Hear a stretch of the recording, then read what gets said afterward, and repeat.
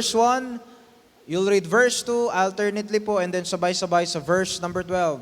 Philippians chapter 3, verse number 1 to 12. Nandiyan na po ba kayo? Say amen. Masaya po ba kayo ngayong gabing ito? Say amen. Amen. Philippians chapter 3, verse number 1, the Bible says, "Finally, my brethren, rejoice in the Lord. To write the same things to you, to me indeed is not grievous, but for you it is safe."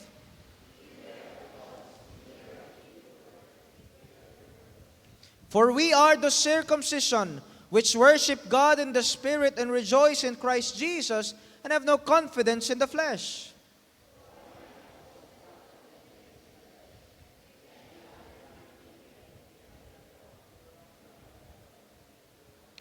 Circumcised the 8th day, of the stock of Israel, of the tribe of Benjamin, and Hebrew of the Hebrews, as touching the law, a Pharisee.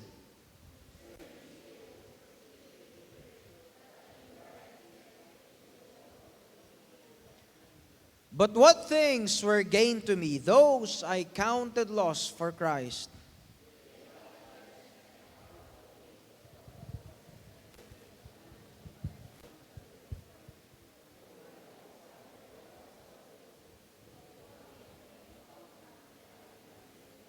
And be found in him, not having mine own righteousness, which is of the law, but that which is through the faith of Christ, the righteousness which is of God, by faith.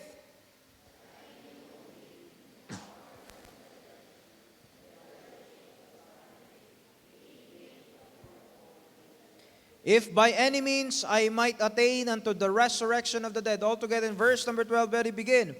Not as though I had already attained, either were already perfect, but I follow after, if that I may apprehend that for which also I am apprehended of Christ Jesus. Manalangin po tayo. Dakilang Diyos, makapangyarihan sa lahat. Thank you, Lord, for your faithfulness. Salamat, Panginoon, sa kaligtasan na bawat isa sa amin. Salamat, Panginoon, sa inyong pag-ibig, pagmamahal, biyaya, na patuloy na sumasagana sa aming buhay. Salamat din, Panginoon, sa hapon na ito, sa gabing ito, na kung saan kami makakapag-aral, makapagbulay-bulay ng inyong salita. Mga Panginoon, ang banal na Espiritu kumilos sa puso't isipan ng bawat isa.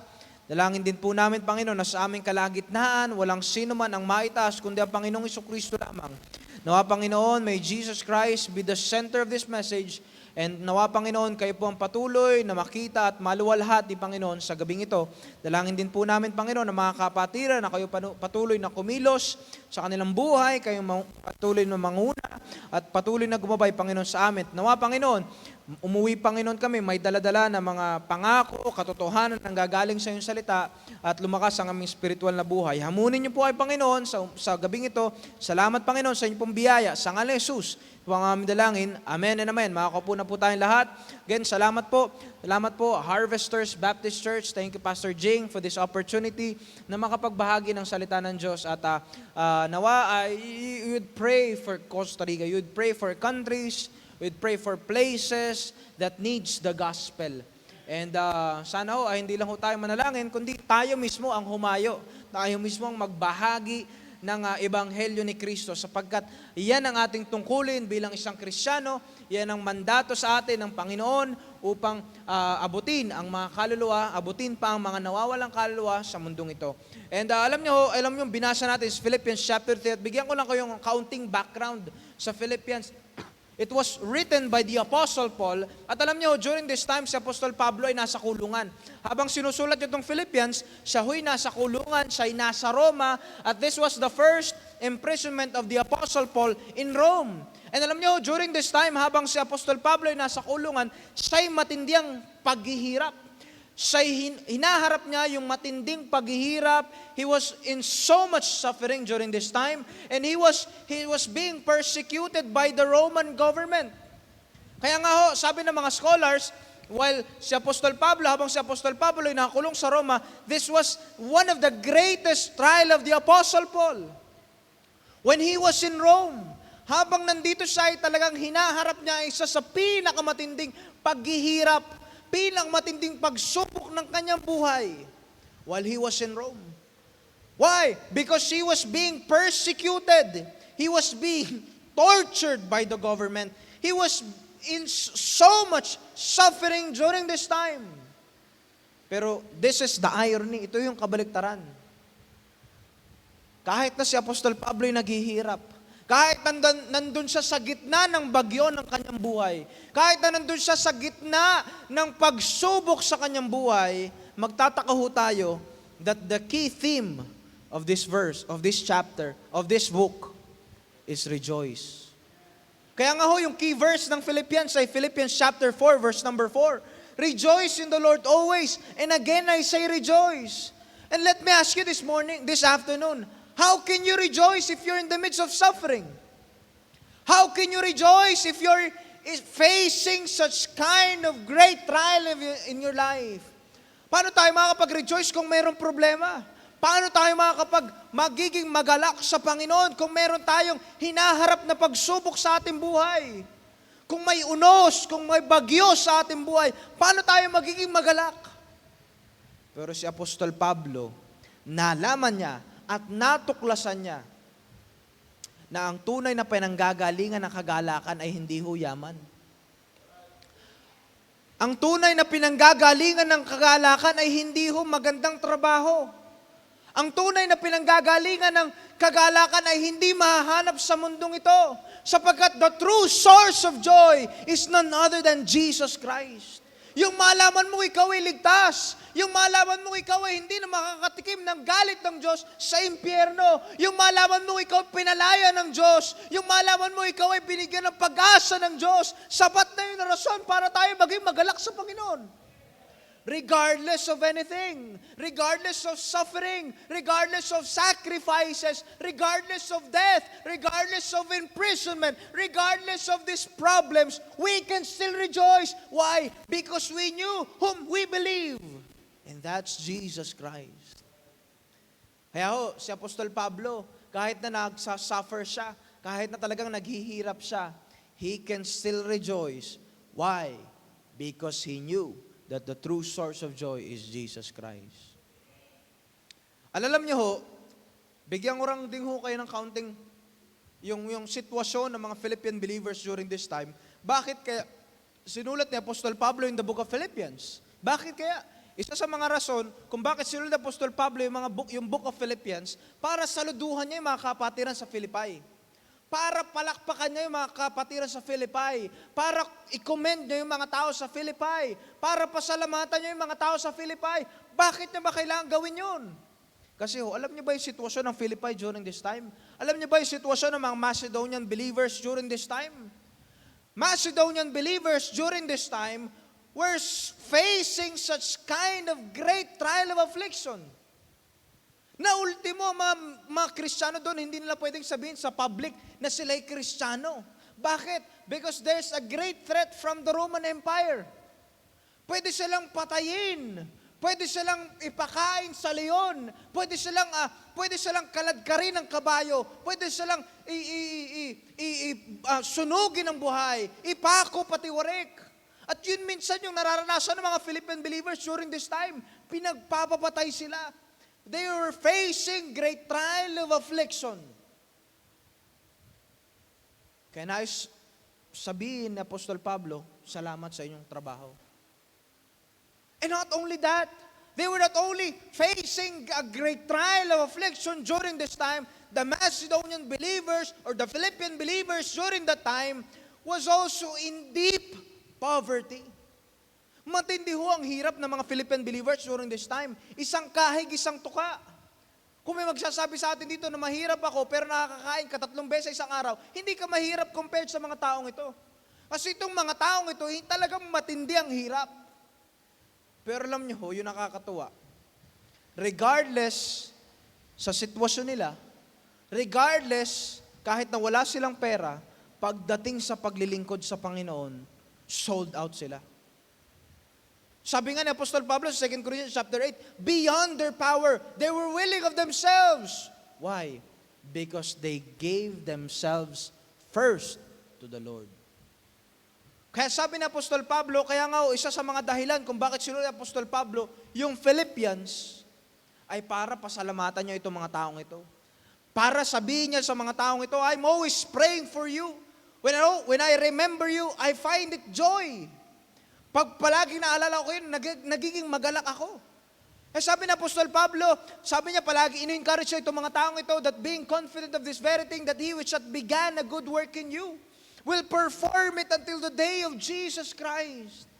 At alam nyo, yan yung isa sa mga rason kung bakit sinulat ni Apostol Pablo yung Philippians. Pangalawa sa rason kung bakit sinulat ni Apostol Pablo yung Philippians ay para paalalahanan niya itong Philippian believers. To remind this church, to remind these people about what? About the false teachers around in their area. At yan ho ang Philippians chapter 3.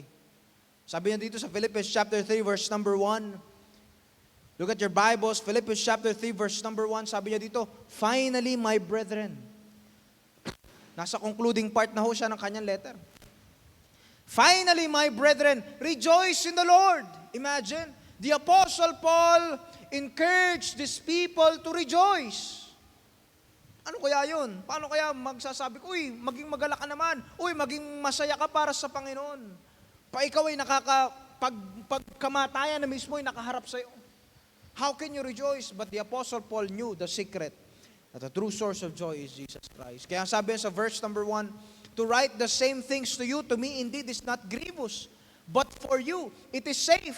Ito mga bagay na to ay kailangan kong sabihin sa inyo, sabi ng Apostol Pablo. Bakit? Ito'y kapakinabangan para sa inyo.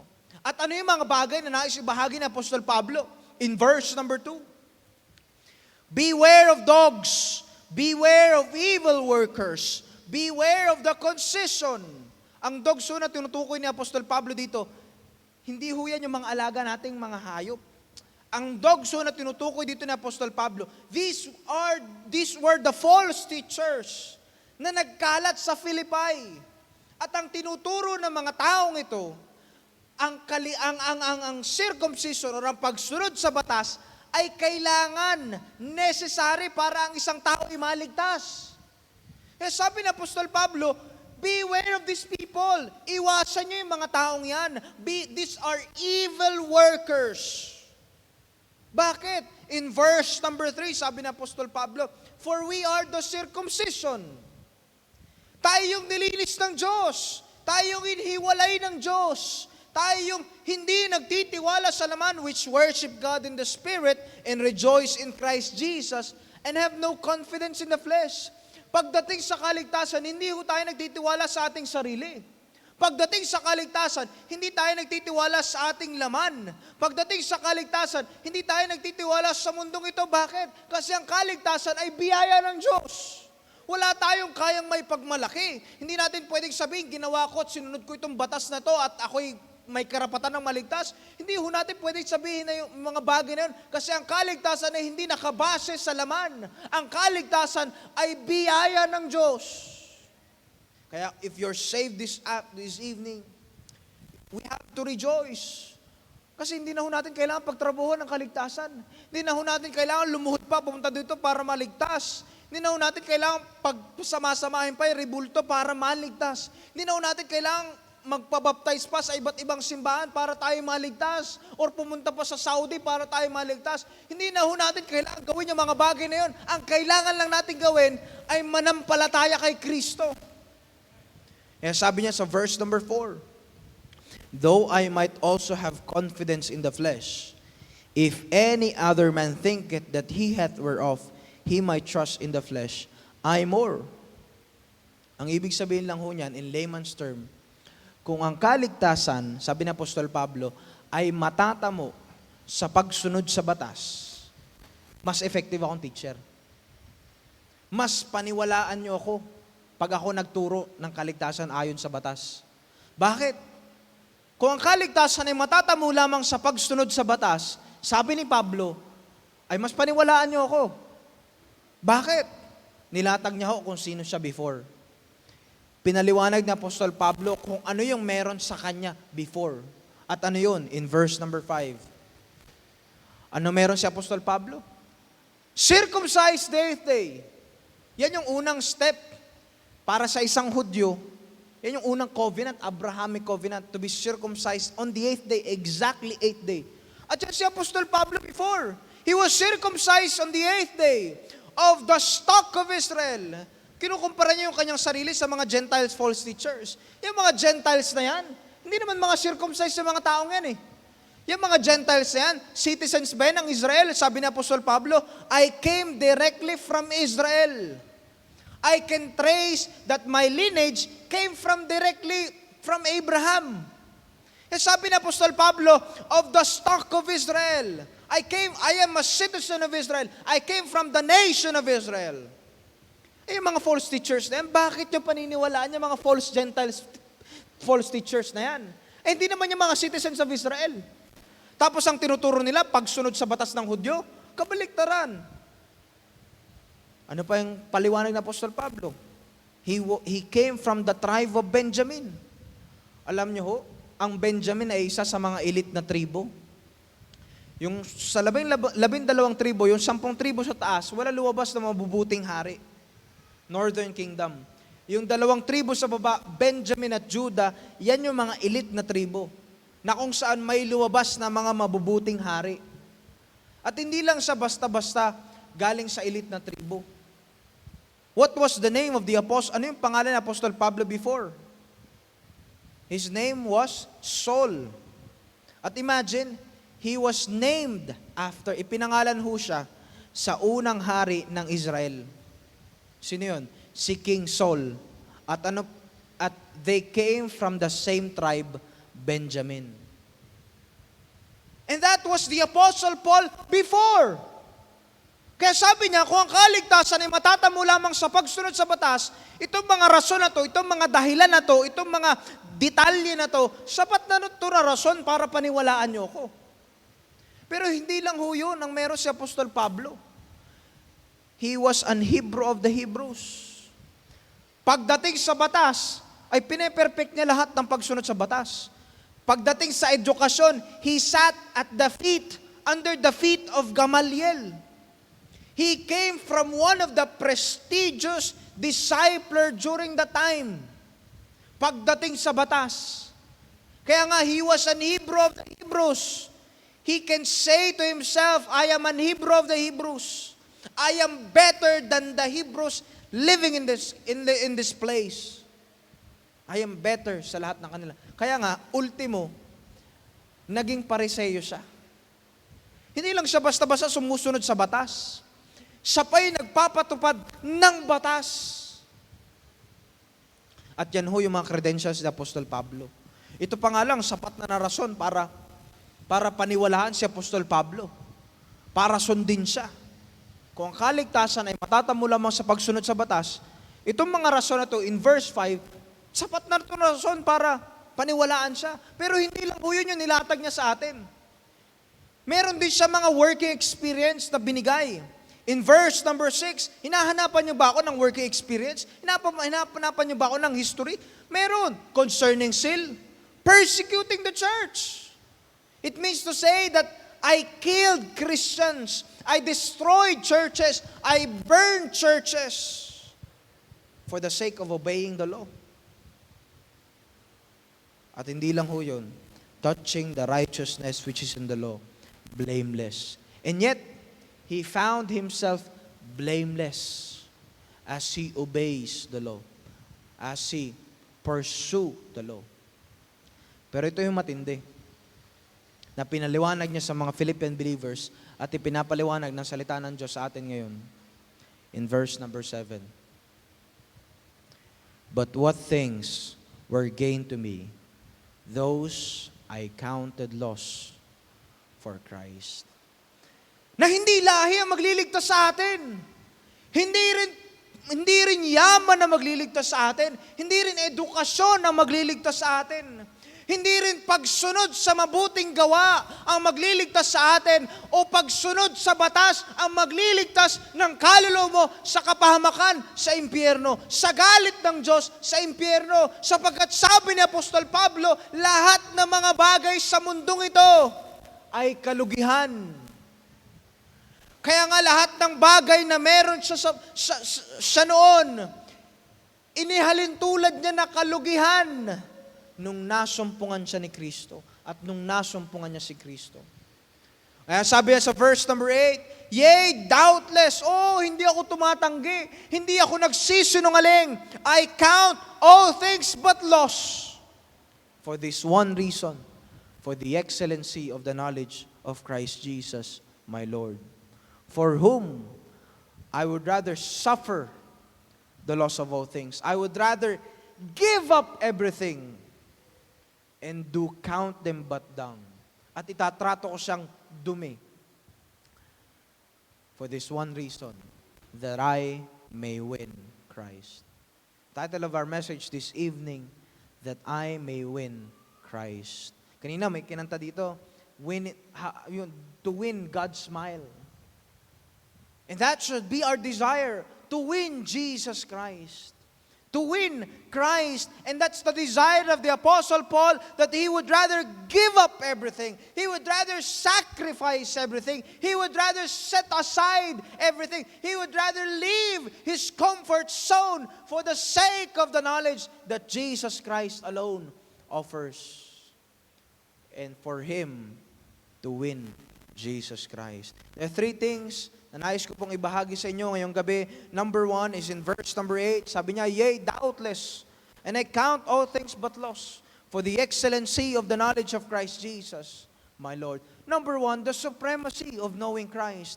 The supremacy of knowing Christ. Alam niyo, para kay Apostol Pablo, that knowing Jesus was the best thing that happened in his life. Knowing Jesus is the prime thing. And knowing Jesus Christ or His Savior was the best thing, the supreme thing. That's why for him, gaining is for Jesus, and he would rather lose everything.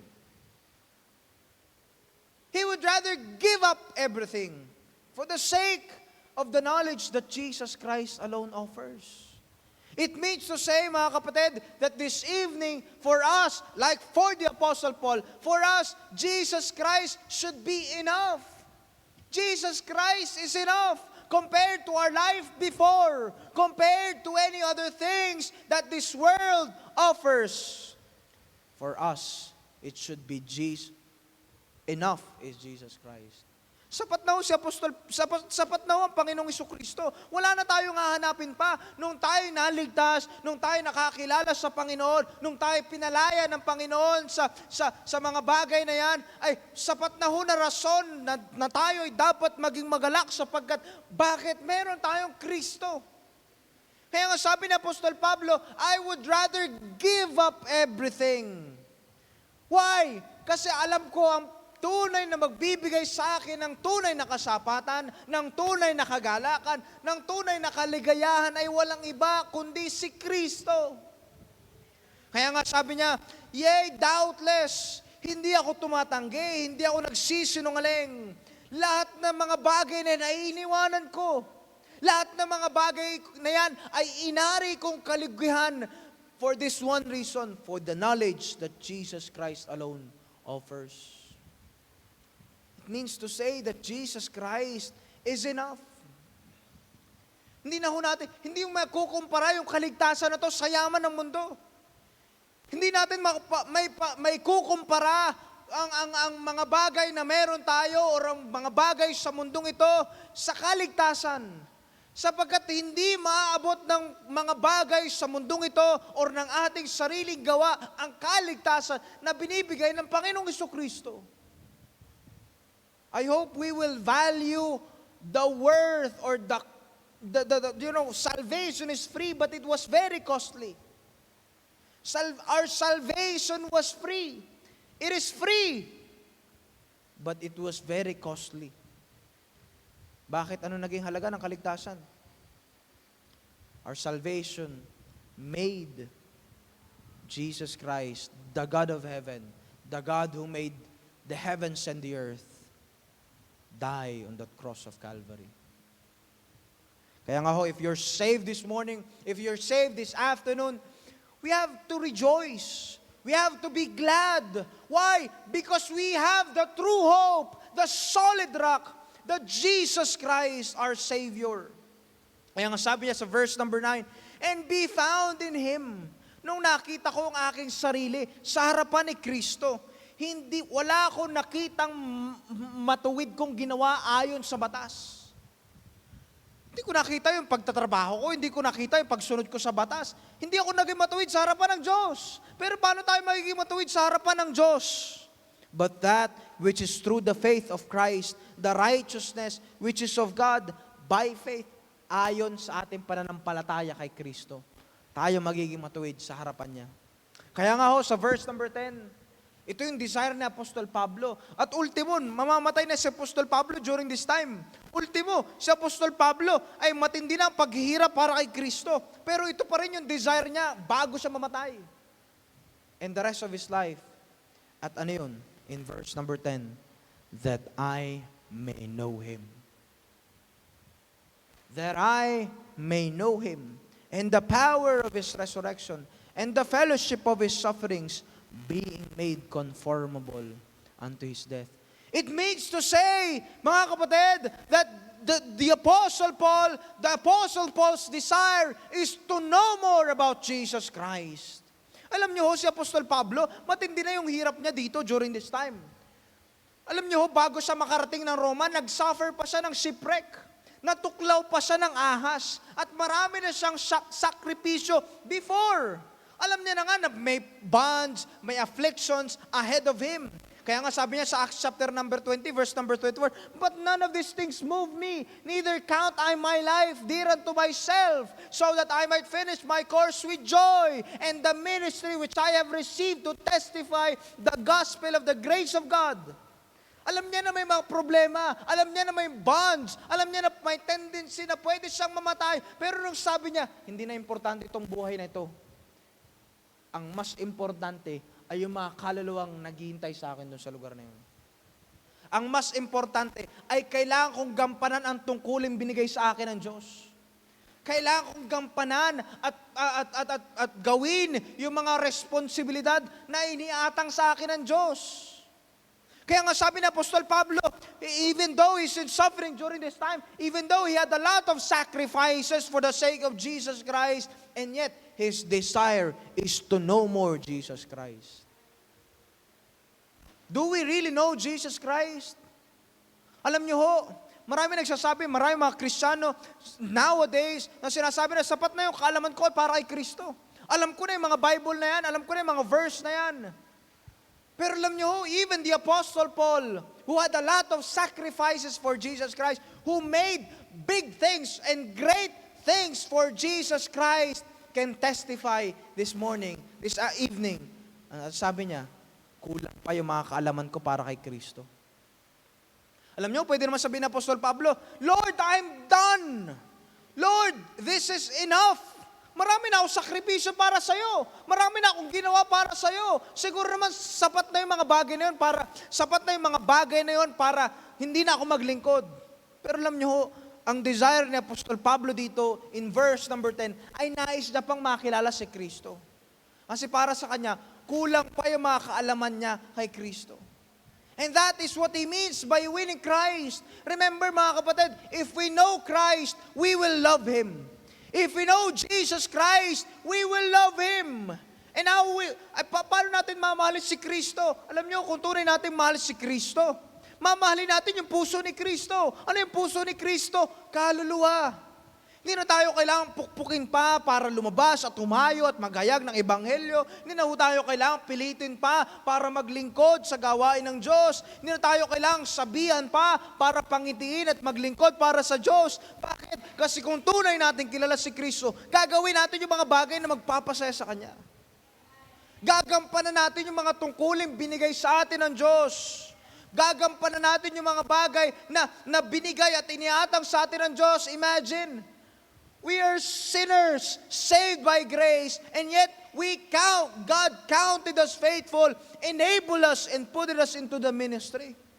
Isipin nyo, sino ba tayo para magamit ng hari ng mga hari at Diyos ng mga Diyos? And let me tell you this evening, that the greatest achievement here on earth is to be a servant of God. The greatest achievement here on earth is to know Christ, and the greatest accomplishment here on earth is to make Him known. And that's the Apostle Paul. And that should be our desire. If we really know Christ, we will love Him. Jesus Christ will be the center of our family. Jesus Christ will be the center of our message. Jesus Christ will be the center of our works, our jobs, our studies, our life. And Jesus Christ, like the Apostle Paul, will be magnified, whether it be by life or by death, sa ating buhay. And this evening, let me ask you this question. Do you really know Christ? Are we going to suffer or give up everything for the sake of Jesus Christ? Remember, kung tunay ho natin kilala si Kristo, kung tunay natin kilala ang Diyos natin, matatakot tayo sa kasalanan. Kakamuhian natin yung kasalanan. We will hate sin. Why? Because it is because of our sins that made Jesus Christ died on that cross of Calvary. It is because of our disobedience. It is because of our idolatry. It is because of our pride. It is because of our sins that made Him wear the crown of thorns. It is because of our sins that made Him hang on the tree. It is because of our sins that He allowed people to spit on His face. It is because of our sins that our loving Savior, the Lord of heaven, the Lord of all this earth, died the most painful and the most disgraceful death on that cross. That's why if we know Jesus Christ, we will hate sin. If we know Jesus Christ, we will make Him the paramount priority sa ating buhay. Si Kristo ang palagi mauuna sa ating buhay. Si Kristo ang patuloy, palagi nating i-consider sa anumang aspeto ng ating buhay, anumang area ng ating buhay. Bakit?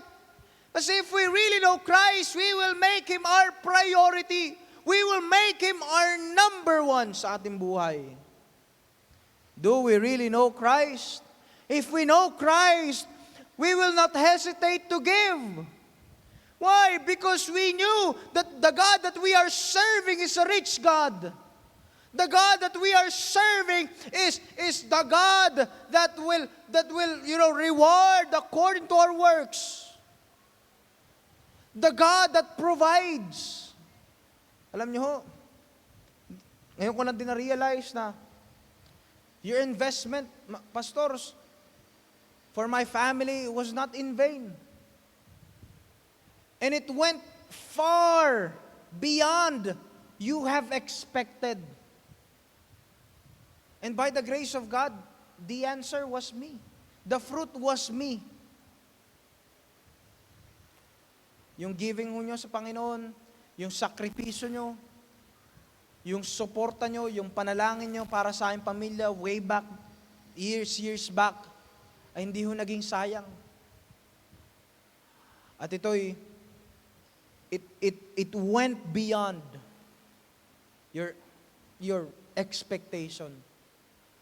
And the fruit was a foreign missionary. Kaya nga, we should never underestimate our labor and our work of love for the Lord. Why? For God is not unrighteous to forget our work and labor of love. Kaya nga, the encouragement of the Apostle Paul in 1 Corinthians chapter number 15, therefore, my beloved brethren, be steadfast, unmovable, always abounding in the work of the Lord. Why? Because our labor is not in vain. Hindi ho sayang yung pawis natin para sa Diyos. Hindi ho sayang yung sakripisyo natin para sa Panginoon. Hindi ho sayang yung pagbibigay natin para sa Diyos. Hindi ho sayang yung mga pagod natin para sa Kanya. Yung pamamaos natin para sa Kanya. Bakit? Kasi balang araw sa langit, may naghihintay sa ating gantimpala. That's why the challenge for us this evening, are we going to be faithful? So I always believe na ang Panginoon, hindi naman kanya kailangan hindi niya kailangan yung maraming alam. Sa gawain ng Diyos, sa ministry. Hindi niya kailangan yung maraming alam. Hindi niya kailangan yung magagaling. Hindi niya kailangan yung mga talentado. Hindi niya kailangan yung mayaman. Ang kailangan niya yan, tapat. Ang kailangan ng Diyos ay mga taong magtatapat. Ang kailangan ng Diyos ay mga taong mananatiling tapat sa gawain. Kasi hindi naman natin yan, hindi naman dahil yan sa ating kakayanan. Hindi dahil yan sa ating talino. Hindi dahil yan sa ating kayamanan. Yan ay dahil sa biyaya lang ng Diyos. Wala tayong kaya may pagmalaki sa gawain ng Diyos. Lahat yan ay biyaya ng Diyos. At lahat yan ay gawa ng Diyos. Kaya nga mga kapatid, I hope our desire should be, the supremacy should be knowing Christ in our life. Do we really know Christ? Would we rather exchange everything we have for the sake of Jesus Christ?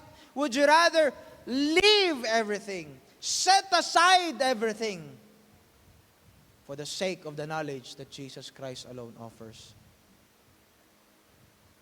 Alam niyo bakit kaya si Apostol Pablo nais niya pang magsakripisyo para sa Panginoon? Bakit nais niya pang maghirap para sa Panginoon? Bakit nais niya pang gawin yung mga bagay na panawagan sa kanya ng Panginoon? Why would the Apostle Paul sacrifice his life, sacrifice himself for the sake of following Christ? Why? Balik ko tayo sa verse number 8. Sabi niya, "Yea, doubtless, and I count all things but loss, for the excellency of the knowledge of Christ Jesus, my Lord." Imagine, the statement of the Apostle Paul was very personal to the Lord. It means to say, kaya si Apostol Pablo ay i-give up niya lahat ng meron siya. He would rather suffer for the sake of Jesus Christ because he treats God as God. He sees Jesus Christ as his master. He sees himself as a servant of the Most High. Pero alam nyo, nakakalungkot, maraming Kristiyano nowadays, ang trato lang sa Diyos, tagapagligtas. Kailangan lang ang Diyos pag may problema. Kailangan lang ang Diyos pag wala nang mapuntahan. Kailangan lang ang Diyos pag wala nang makitang solusyon. Kasi bakit? Ang trato lang sa Diyos ay tagapagligtas. Sana this evening, we will treat God as our master. We will see ourselves as a bond slave of Jesus Christ. Alipin or lingkod ng Diyos. That's the supremacy of knowing Christ. Second thing is this, in verse number 12, "Not as though I had already attained." Hindi ko sinasabi na nakarating na ako. Hindi ko sinasabi na marami na ako nagawa para kay Kristo. Apostle Paul was saying, here is this. Apostle Paul was not saying that I have done a lot of sacrifices. I experienced shipwrecks. I experienced imprisonment. I was stoned by the people. Hindi ko siya nagmamalaki sa mga sakripisyo niya nagawa para sa Panginoon. Pero ano yung sinasabi niya sa mga taong ito? "But I follow after." Anong ginagawa ko? May ginagawa pa rin ako, or I'm doing something more for Jesus Christ. I am still on the pursuit of following Christ. That's why the second thing that I would like to share this morning, the simplicity of following Christ. The simplicity of following Christ. In verse number 13, the Bible says, "Brethren," mga kapatid, "I count not myself to have apprehended." Hindi ko sinasabi na marami na akong ginawa. Hindi ko sinasabi na nakarating na ako. What I'm saying is this, forgetting those things which are behind and reaching forth unto those things which are before, I press toward the mark for the prize of the high calling of God in Christ Jesus. It means to say, mga kapatid, that the Apostle Paul during this time was still on the process of following Christ no matter what. Kaya nga his desire is to do more for Him. His desire is to do something big for Jesus Christ once again, even though he's in prison. How can you do something big if you're in prison?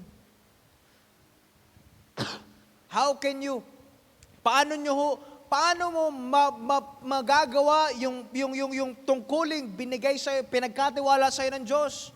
Pag nasa preso ka, pag nakakulong ka, pag nahihirapan ka, paano magagawa at paano magagampanan yung mga bagay na yun? Pero alam niyo si Apostol Pablo, sa biyaya ng Diyos, nagampanan niya yung tungkulin niya. At he records in Philippians chapter 1 that the gospel was preached in many places. The gospel was preached in all palaces. Even the emperor heard the gospel. Why? Because the desire of this one man is to do more for Jesus Christ. And that should be our desire, to do more for Jesus Christ. Alam niyo, walang magiging hadlang pag nais natin sumunod sa Diyos. Kahit anong bagay yan, kahit na imprisonment yan, kahit anong problema yan, walang magiging hadlang if our desire is to do more for Jesus Christ.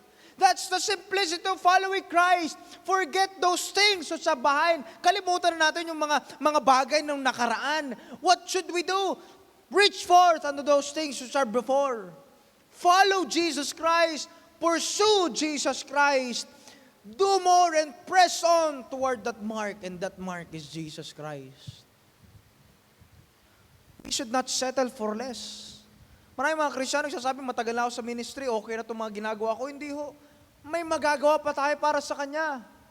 Huwag ko natin sabihin, tapos na ako. Huwag ko natin sabihin, marami na akong mga nagawa para kay Kristo, okay na yun. Hindi ho. May magagawa pa tayo para sa Kanya. Kung si Apostol Pablo, marami nang nagawa para sa Panginoon. And yet, para sinasabi niya sa kanyang sarili, kulang pa yung mga nagagawa niya para kay Kristo. How much more sa atin?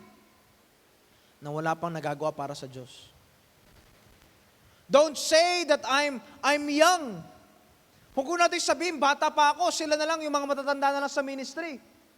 Maging involved sa ministry. Huwag ko natin sabihin, bata pa ako, hindi pa ako magagamit ng Diyos. No, God can use you mightily. Huwag ko rin natin sabihin na matanda na ako, tapos na ako dyan sa mga bagay na yan. Hindi ho, may magagawa pa tayo para sa Kanya. The time is now. We have no time to serve. And the time is now. We are just counting the last days of our lives. Kailan pa tayo maglilingkod sa Diyos? Mga young people, mga adult, mga members, kailan pa natin gagamitin yung buhay natin para sa Diyos? Gamit na yan sa labas. Gamit na yan sa mundong ito. Gamit na yan sa iba't ibang aspeto ng gawain para sa ating pamumuhay. Pero ang Diyos niligtas ang bawat isa sa atin tapos hindi niya nagagamit yung buhay natin. Ipagdadamot pa ba natin yung buhay natin para sa Kanya? Ipagkakait pa ba natin yung buhay natin na binigay ng Diyos? Alam niyo, mahirap. In the ministry, there will be a lot of sacrifices. There will be a lot of sufferings. There will be a lot of heartaches. But remember, along the way, this is the joy of serving. Along the way, we are never alone.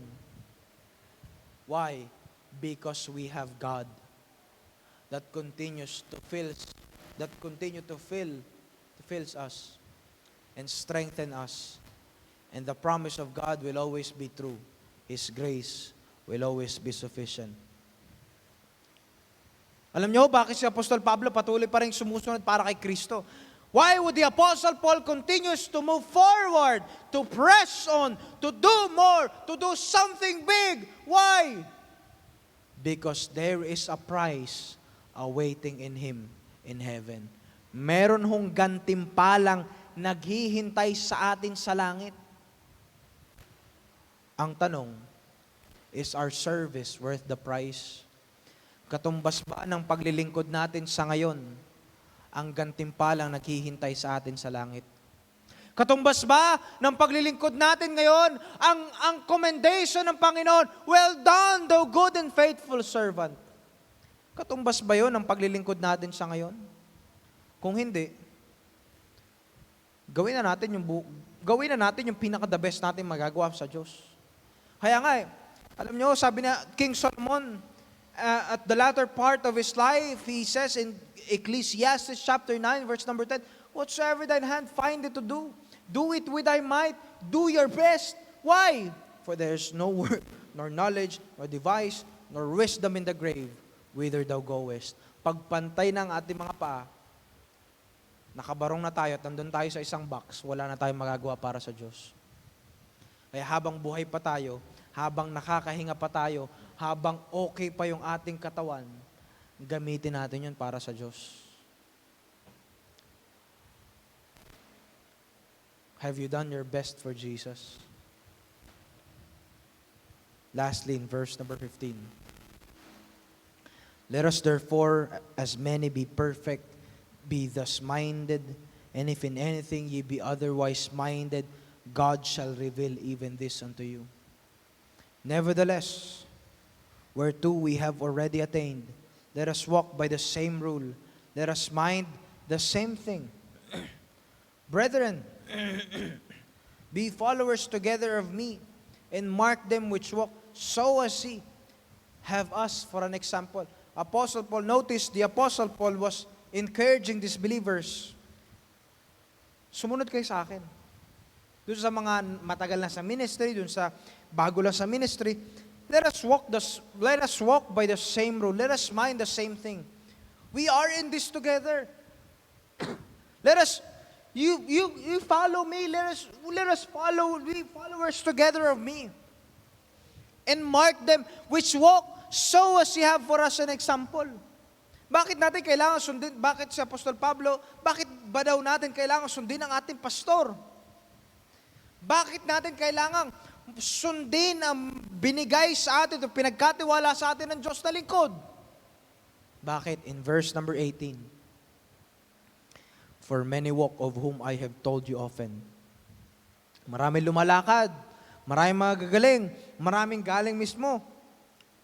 And now, imagine, during this time, the Apostle Paul was crying. And now, tell you even weeping, because these people are now the enemies of the cross of Christ. At si Apostol Pablo, he was very much concerned sa mga taong ito. Huwag kayong tumulad sa kanila. Bakit? Because in verse number 19, their end is destruction. Their God is their belly, whose glory is in their shame. They only mind earthly things. Alam ni Apostol Pablo na pag kayo hindi sumunod sa Kanya, alang-alang sa Panginoon, mawawasak yung buhay nyo. Masisira yung buhay nyo. Kaya huwag kayong tumulad sa kanila, sabi ni Apostol Pablo, layuan nyo sila. Their minds was full of this, earthly things. Kaya ang encouragement ni Apostol Pablo sa mga taong ito is in verse number 20. For our conversation is in heaven, from whence we look for the Savior, the Lord Jesus Christ, who shall change our vile body, that it may be fashioned unto His glorious body, according to the working whereby He is able even to subdue all things unto Himself. Lastly, the satisfaction of living for Christ. There is a great satisfaction in living our lives for Jesus Christ. Why? Because in verse number 20, our conversation is in heaven. Alam nyo, kung ikaw ay ligtas ngayong gabi, dapat yung buhay mo magamit ng Panginoong Jesucristo. Bakit? Kasi ang dahanan natin, our home is in heaven. Ang buhay dapat ho natin ay nakaayon sa langit. Hindi dapat nakaayon sa mundong ito. Kaya nga there's a saying, you cannot be a friend of this world and worshiping God at the same time. We have to be different. Our lives should be aligned for the Lord. Remember, our home is in heaven. We are the citizens of heaven. Kaya nga there's a song, this world is not our home. We are just passing through. We are just strangers. Hindi naman tayo taga rito. We are just pilgrims. Kaya nga the challenge ng writer na yun sa atin, sabi niya, and I can't feel at home in this world anymore.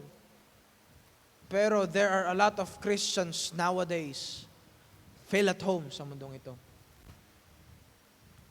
Maraming pangarap para sa kanyang sarili. Maraming pangarap para sa mundong ito. Pero walang pangarap para sa Diyos. I hope we will dream something or we will do something for God. Sana magkaroon man lang tayo ng pangarap para sa Diyos. Makita natin yung ating sariling naglilingkod sa Diyos. Hindi natin makita yung, wala nang masama sa mga bagay na yan. Hindi mo masama na makita mo ang sarili mong maging doktor. Hindi mo masama na makita mo ang sarili mong maging inhinyero, maging teacher, maging businessman. Pero sana ho, ang pinakamataas na pangarap dapat natin ay maging lingkod ng Diyos. Minsan minamalit natin yung mga pastor. Minsan minamalit natin yung paningin natin sa mga missionary, sa mga maglilingkod, sa mga full-time worker, sa mga bagay na involved sa ministry, sa mga taong involved sa ministry. Pero hindi ho. Yan ay lingkod ng Diyos. Yan ang pinakamataas na panawagan sa mundong ito. That is the greatest achievement here on earth. To be a servant of God. If Jesus Christ, the God of heaven, left all the glory and washed the feet of the apostle and served people and healed people and win people and taught people and died for our sins, how much more sa atin na nakatanggap ng biyaya. Sabi nga ni David Livingstone, kung ang Panginoong Jesucristo, iniwan niya lahat para tayo maligtas, bakit sinasabi natin na yung pagsusuko natin ng buhay para sa Diyos ay sakripisyo? Wala akong sakripisyo. Hindi ho natin matatawag na yung pagsuko natin sa Panginoon, hindi ho natin matatawag na sakripisyo yan. Kasi kung ikukumpara natin sarili natin sa Diyos, sa Panginoong Jesucristo, wala pa yun sa kalingkingan. Kaya nga ho, Apostle Paul understood that he does not care if we will experience shipwrecks once again. He does not care if we will be beaten by snake once again. He does not care if we will be imprisoned by the people once again. He does not care if we will suffer for the sake of following Christ and sacrifice His life and die in the pursuit of following Christ many times. Why? Because He knew that His sacrifices were nothing to be compared than the pains of Jesus Christ on the cross. Yung atin hong sakripisyo, yung atin hong pagod para sa Panginoon, yung mga pawis natin, yung pagbibigay natin sa Diyos, wala ho yung katapat, hindi niyan matatapatan ang sakit na dinanas ng Panginoong Jesucristo sa krus ng Kalbaryo. Remember, there is a great satisfaction in living our lives for Jesus Christ. Along this journey in the pursuit of following Christ, we are never alone. God's grace will always fill us. God's grace will always be with us. Kaya wag ho tayo matakot sumunod sa panawagan ng Diyos. Because I believe that the greatest blessings will be ours when we obey. The greatest blessings will be ours. If we obey, the Lord has already prepared you an unexpected end. Kaya tayong gamitin ng Diyos. Kung gusto natin magkaroon ng kulay yung ating buhay, sumunod tayo sa Kanya. Kung gusto natin magkaroon pa ng mas makahulugan na buhay, sumunod tayo sa Kanya. Huwag ho tayong matakot.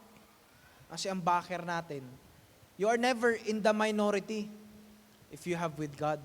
You are always in the majority. Ang backer natin, ang Diyos. Huwag ho tayong matakot. Remember that our lives will be more meaningful and more beautiful and more colorful if your life is well spent for our Savior. There's a hymn. This hymn is very much closer to me. Living for Jesus, a life that is true. Striving to please Him in all that you do. Yielding allegiance, glad-hearted and free. Pag daw tayo namuhay para sa Panginoon, sumunod tayo sa Kanya, nag-abide tayo sa Kanya, this is the pathway of blessings for me. The title is very much true. Living for Jesus, a life that is true. Ang mamuhay kay Kristo, iyan ang buhay na totoo. That I may win Christ. And I hope, sana, like the Apostle Paul's desire, to win Jesus Christ in your life. Baka naman minsan talo na yung si Kristo sa buhay natin. Baka naman minsan hindi nagwawagi si Kristo sa buhay natin. Bakit? Kasi punong-puno ng ating sarili.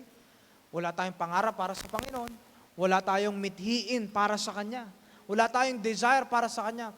Pero I hope this evening, you realize, I hope sana magkaroon tayo ng pangarap para sa Panginoon.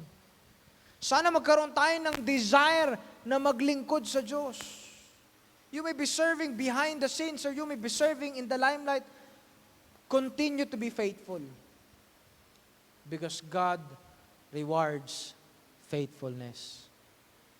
Let's pray. Heavenly Father, Lord, we thank you, Lord, for this evening. Thank you, Lord, for your love, your mercy, your word. Continues to remind us and compels us and encourages us, Lord, to stay faithful, to remain faithful, to continue to abide in you. And we pray, dear Father, may you touch the hearts of your people.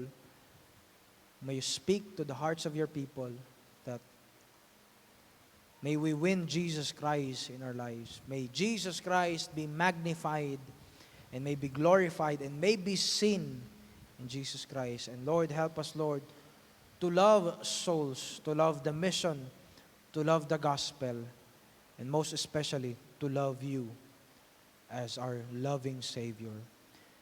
Help us, Lord, to remain faithful in this calling that you have called us. In Christ's name we pray. Amen and amen.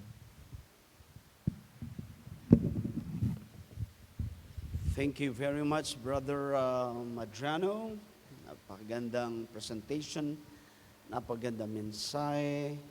Awit tayo ng isa. Awitin natin yung Living for Jesus, okay? We wanna sing that song. Now, alam nyo, maraming sinabi si Apostol Pablo dito. Pero ang pinakabuo dito po, bago tayo magtapos, bago tayo mawit ng isa. Tama? Kung ikaw yung mananampalataya, ay dapat tayong namumuhay para kay Kristo lamang. Para sa Panginoon. Kung hindi, alam mo yung pinakauling puntos niya ay yung magkaroon tayo ng kapunuan, magkaroon tayo ng katuwang, magkaroon tayo ng kagalakan, magkaroon ng kahulugan ang buhay natin. Kung si Jesus, si Kristo Jesus, ang maging supreme ng ating buhay. Siya ang ating maging Panginoon, siya ang maging mahalaga sa buhay natin. We will live for Jesus. We will serve Jesus. Sa Kanya tayo titingin, sa Kanya tayo aasa, sa Kanya tayo magtiwala. Ang buong buhay natin, kapatid, ay ang Panginoon, siya ang ating honor, siya ang ating, kapatid, gawing pinakamahalagang persona ng ating buhay. Siya ang maging prioridad natin sa lahat ng buhay natin, sa lahat ng ating ginagawa. Tama? Handa tayong magtiis, handa tayong